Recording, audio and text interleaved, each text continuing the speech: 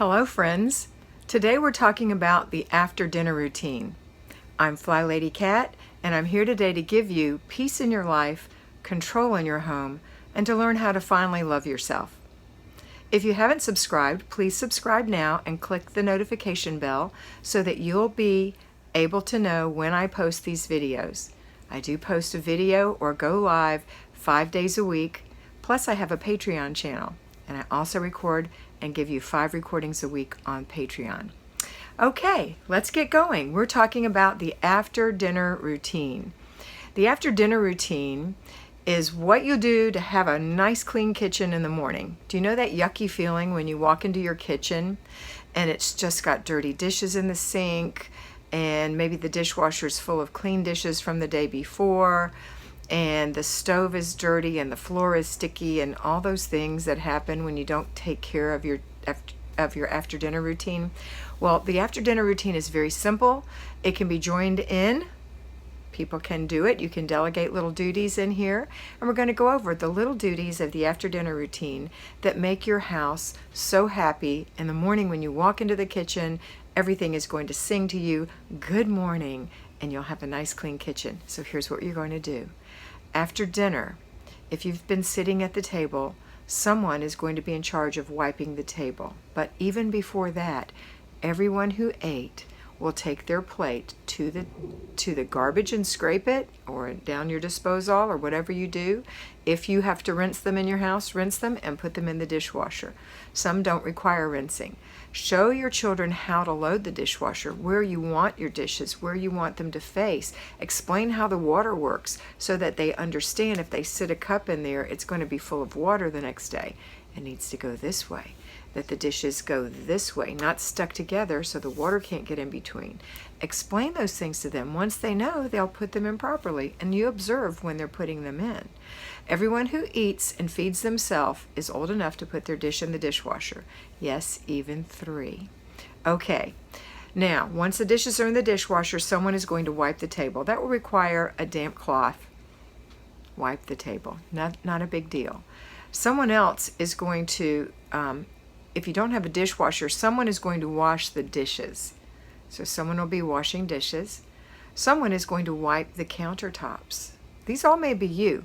And until you really master these things, you can't delegate. So in the beginning, it's going to be you. You're going to wipe the table, but you're not going to think, oh my gosh, this is so hard. I could be doing a million other things. Nope, you're just going to wipe the table and keep your mind right there. Wipe the table, wipe the countertops, wipe the stove where you've been cooking. Wash the pots and pans if they don't go in the dishwasher. Wash them and dry them or put them in the drying rack.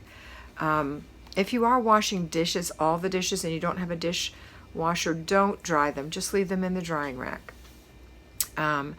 So the next thing you're going to do is sweep the floor. And the last thing you're going to do is just wipe out the sink. So it's put the dishes in the dishwasher or wash them. Wipe the stove, wipe the counters, wash the pots and pans if you need to, wipe the table, and sweep the floor.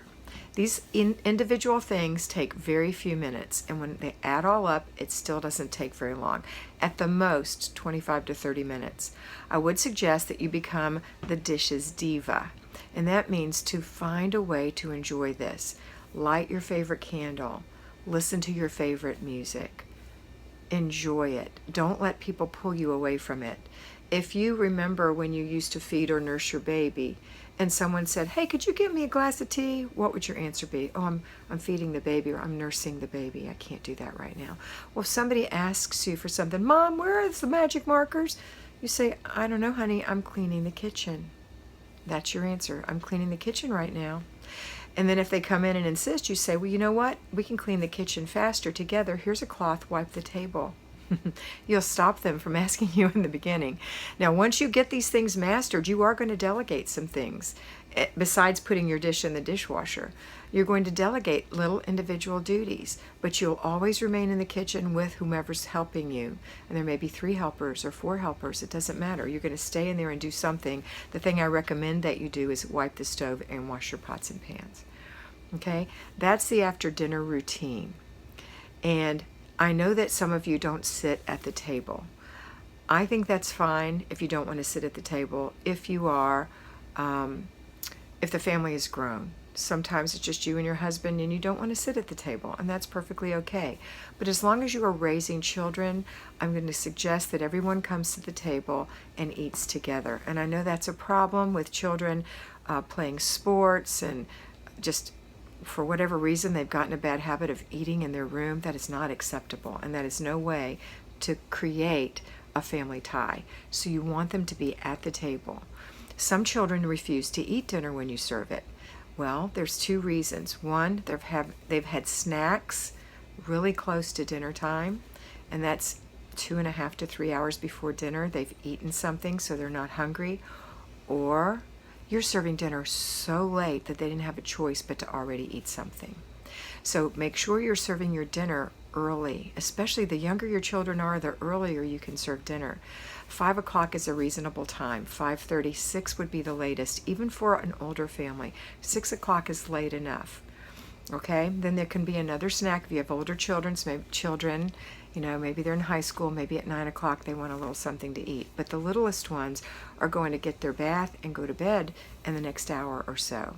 So little children need 12 hours of sleep. Most children do. Look up your child's age on the internet and see how much sleep they require. You'll be shocked, and you'll be surprised how much better behaved they are when they are well nourished and they've had good sleep. The same for you. You need to be well nourished and have good sleep. So that is the after dinner routine. Everyone eats at the table gets wiped, you sweep the floor. Are you mopping the floor? No.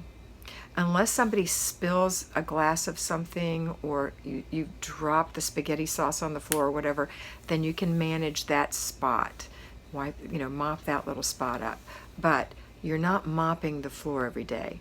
The reason it's sticky sometimes is because little bits of food have dropped on the floor and people are walking through it, and those little pieces become smushed into it, and they're sticky. Or when you get ready to mop at the end of the week, when you mop in your weekly home blessing hour, which we'll discuss in one of these videos. There may already be one, I can't remember, but there'll be one, and there's some old ones, WHB, Weekly Home Blessing Hour. Anyway, when you're mopping in that, you're not doing a deep scrub, so I don't want you mopping and stepping on the mop with your foot and scrubbing spots, and that will eliminate that need to scrub spots. As long as you sweep it up every time you eat at the end of the day, get your floor swept.